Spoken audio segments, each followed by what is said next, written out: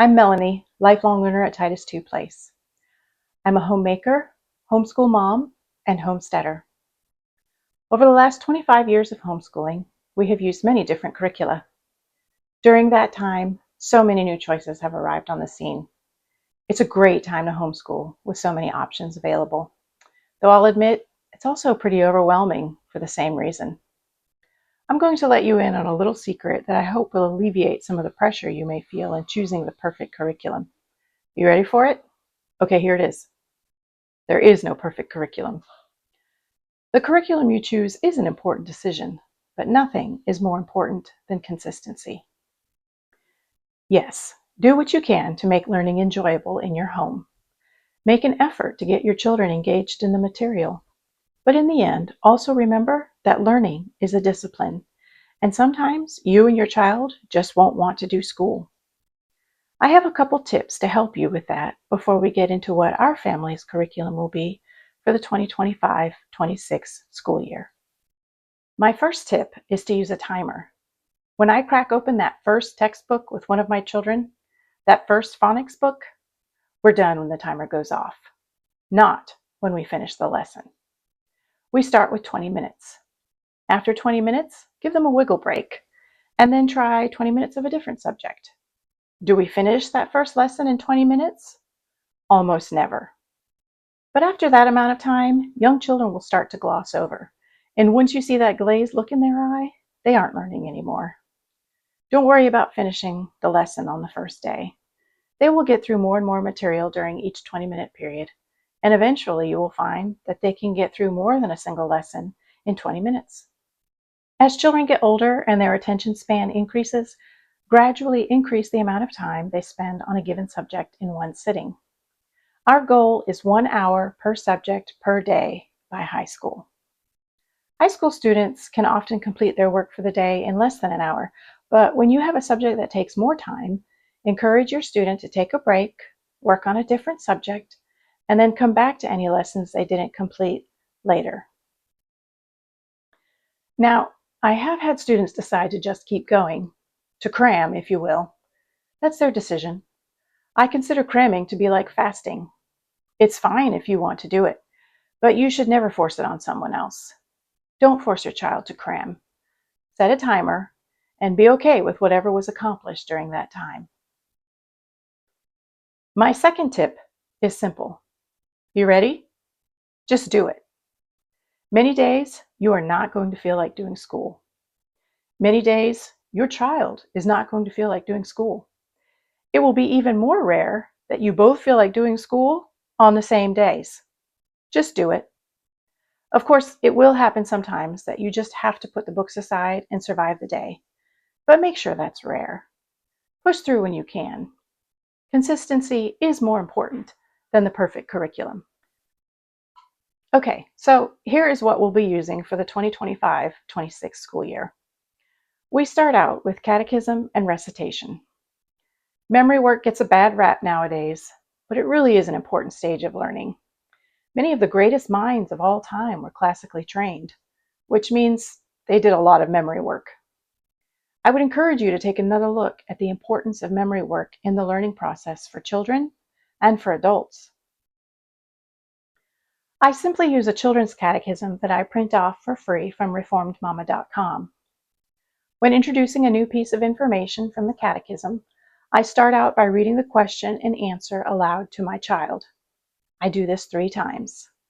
Then I read the question to them and the answer, asking them to repeat the answer back to me. We do this 3 times, and then I have them give it a try, where I read just the question and see if they can repeat the answer back to me. After a day or two, once they can confidently answer the question, we move on to the next one.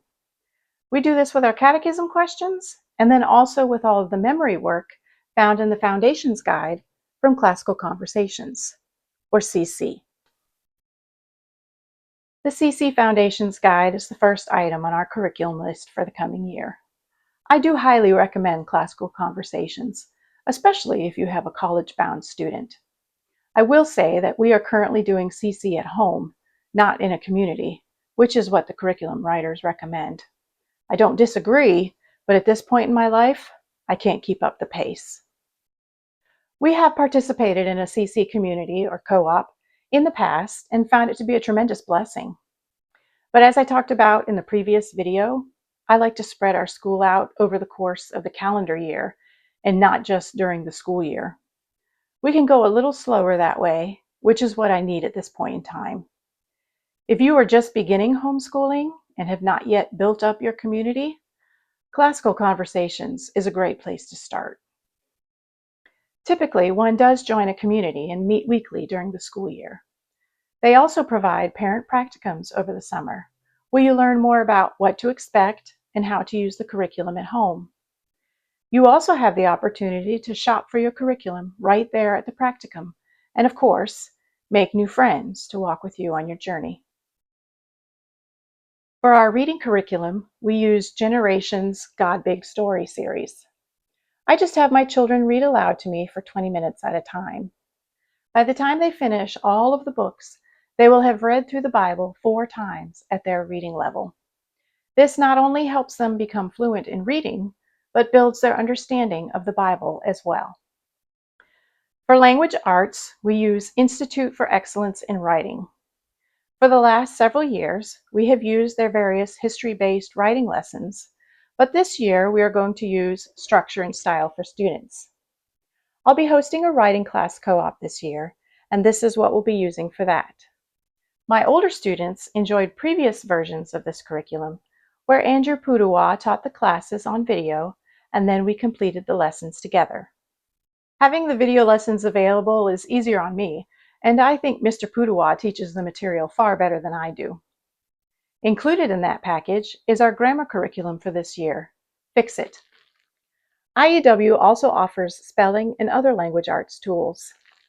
I would recommend visiting their website and requesting this year's Magalog, which has their product offerings, teaching tips, and informative articles. Next, we have Saxon Math. People either love Saxon or hate it. None of my kids ever beg to do math, but we get it done and they score very well on standardized testing. I know that doesn't sound like very high praise, but math is no one's favorite subject in our family, except maybe Dad.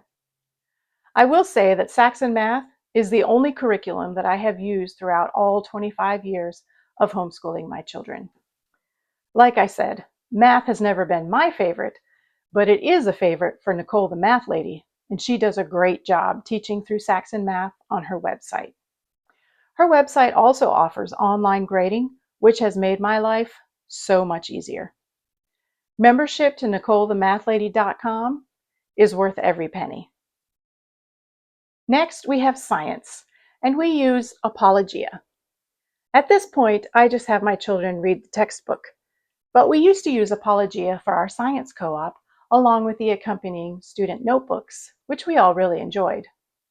In recent years, Apologia has started offering science classes online, so I think we'll try those as my last few students reach high school. And finally, we have history. This is my favorite subject and possibly the favorite subject of most of my kids. We do read through the Mystery of History textbooks, but we also supplement with a lot of living books. Each volume offers supplemental reading lists in the appendix, which we devour.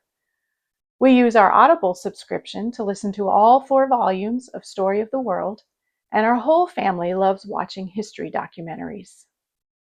I talked about writing earlier, but I didn't mention handwriting or cursive. Both of these are very important, and yes, I do teach my children cursive. I actually don't use a curriculum for that.